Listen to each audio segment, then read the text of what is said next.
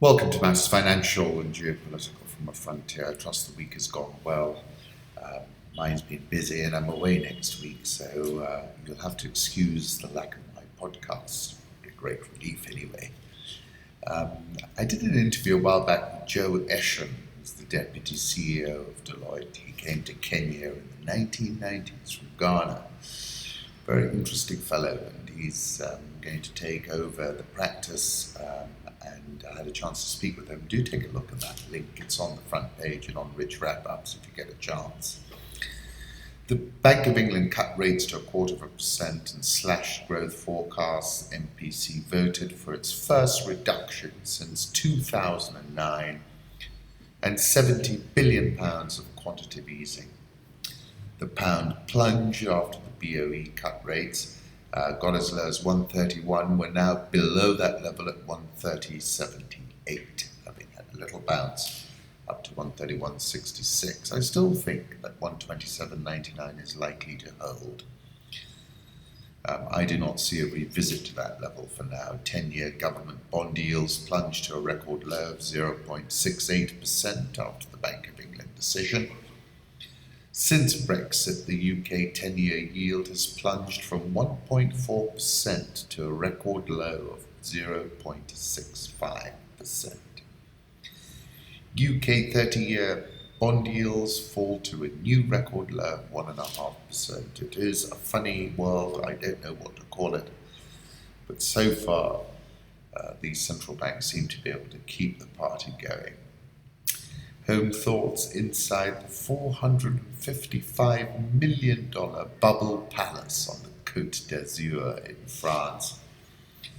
I like this quote from a function I attended yesterday. Real is just electrical signals interpreted by the brain. This is Facebook's Musa Kalenga, who also said that that people own more mobile phones in Africa than they do toothbrushes. When I tweeted that, quite a few people got offended.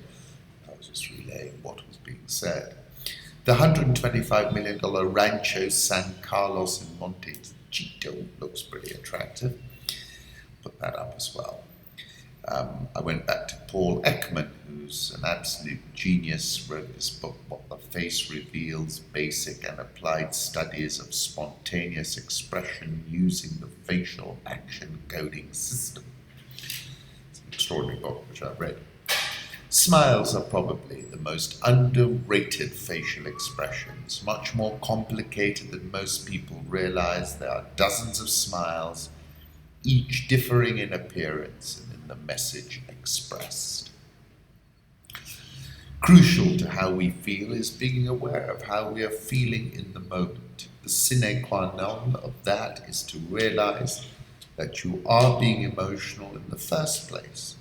The earlier you recognize an emotion, the more choice you will have in dealing with it.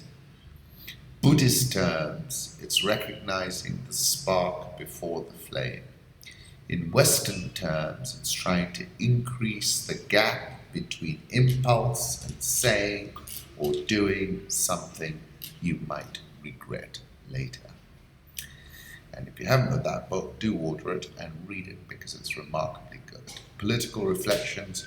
Happy birthday, POTUS. This is from Bill Clinton. I would have sent real balloons, but we used them all last week. And he rather liked them. And then FLOTUS, who's the First Lady, 55 years young, and that smile still gets me every single day. Happy birthday, Barack, I love you. Vice President Biden, happy 55th, Barack, a brother to me, a best friend forever. I thought that was pretty powerful. Microsoft is pitching a technology that can read facial expressions at political rallies. Big Brother's watching, and there are disturbing implications around this new facial analysis technology. On the 21st floor of a high-rise hotel in Cleveland, in a room full of political operatives, Microsoft's research division was advertising a technology that could read each facial expression in a massive crowd, analyze the emotions, and report back in real time.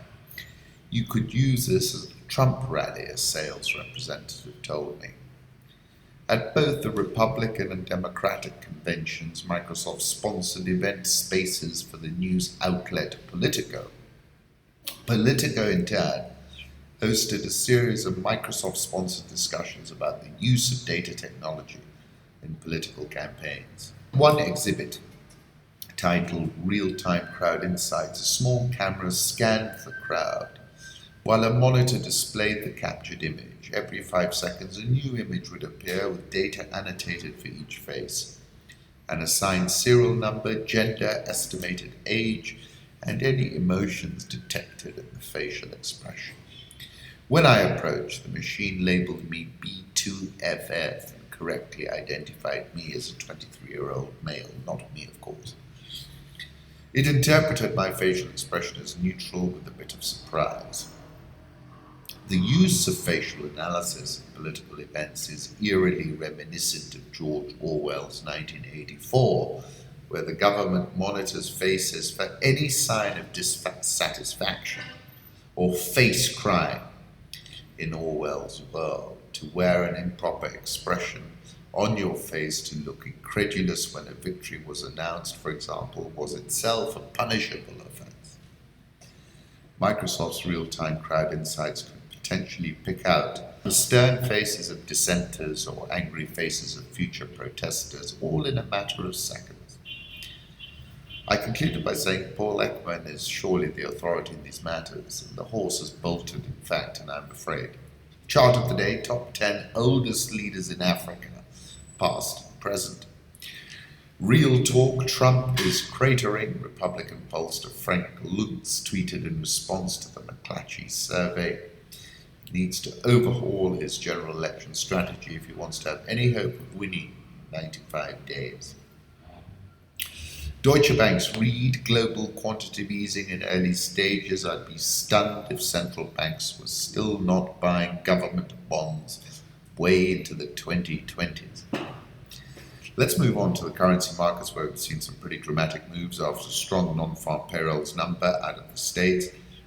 Let me start off with the euro, 110.83. Was at 111.55 before the number. Dollar index must be at 96. Japanese yen, 101.50. The pound has fallen to 130.65. The Aussie, 0.7642. That's doing okay. Indian rupee, 66.775. South Korean, 111.0889. The real, 318.94. That's a real comeback kid, isn't it? Got over 4 not too long ago. Egyptian pound, 8.88. And the rand, last time I checked, it surged to a 9-month high, 13.6473. Euro dollar, I'll put up a 3-month chart. We've come off, and I still think we're trapped in this sort of 109, 114.50 range. Dollar yen, back at 101, where are we now? 101.50 area. And I think, we'll still see a drop into double figures there. I'll put up a 1-year chart. It's a pretty strong trend. You can see gold, which was at 1361 when I checked earlier in the day, is now at 1347. Crude oil, which has had a roller coaster ride, up on the day at 42.30 in New York. We dipped below 40 not too long ago. I expect us to dip below there again. Emerging markets, look at this credit default swaps for Brazil, South Africa, and Russia. You can see there's been a tremendous rally as people got more keen on risk. On that note, let me put up a photograph of Christ the Redeemer, Rio de Janeiro, where of course they got the opening ceremony today. Brazilian real, have a look at this 1-year chart.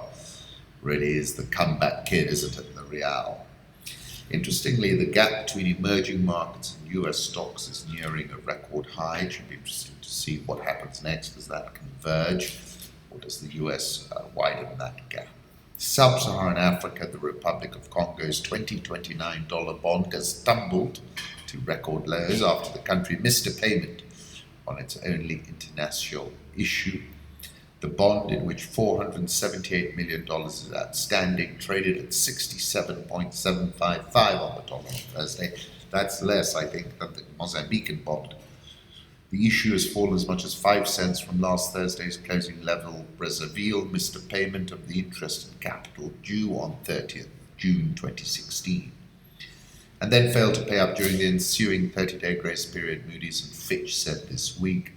The government indicates that the missed payment relates to an administrative error rather than liquidity shortages, and stipulates that the payment will be made shortly, Moody's said.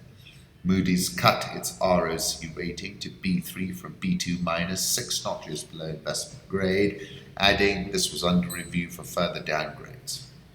No one from the government was available for comment. As The Economist went to press, incomplete results show that the ANC had slid from 63% in the 2011 polls, won 62% in the 2014 election, to around 52%, or just a little bit higher. The main opposition Democratic Alliance appeared on track to boost its support to about 30%. And for Mumusi Mumaine, 36, early last year became the first black leader of what is still viewed as a white party.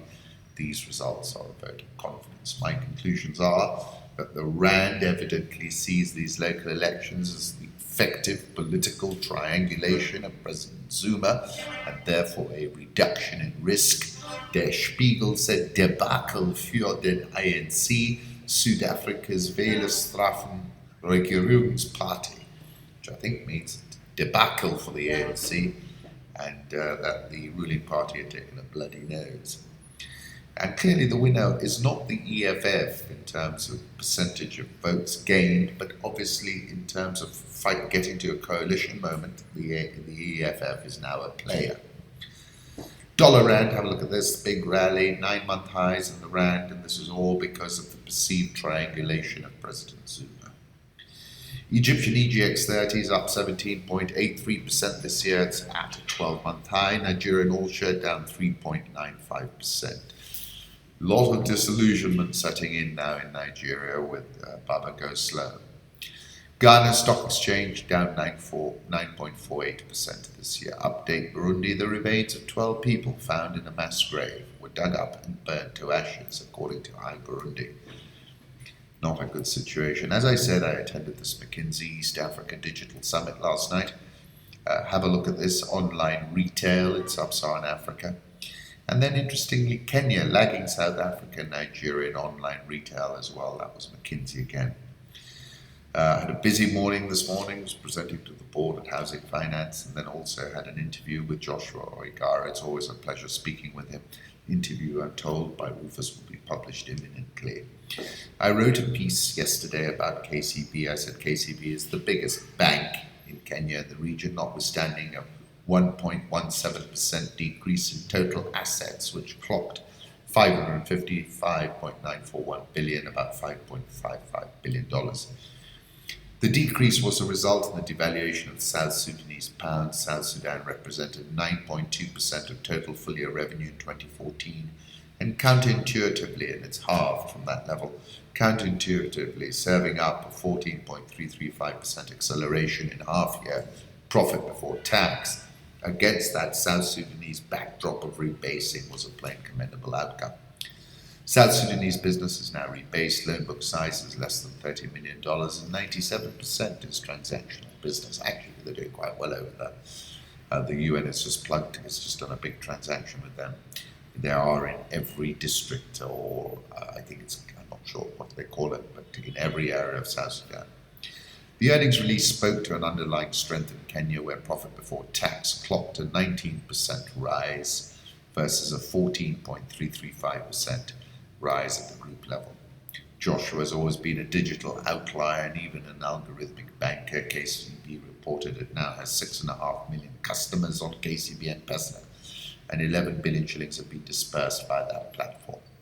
There has been a 47% growth in channel revenue, with 78% of all transactions now conducted outside the branch. We believe the future of banking is in digital. We are reimagining digital financial services to complement the traditional brick-and-mortar model that was in yesteryears the hallmark of banking. We have continually rejigged our digital strategy to align it with the global direction of flight as far as technology is concerned.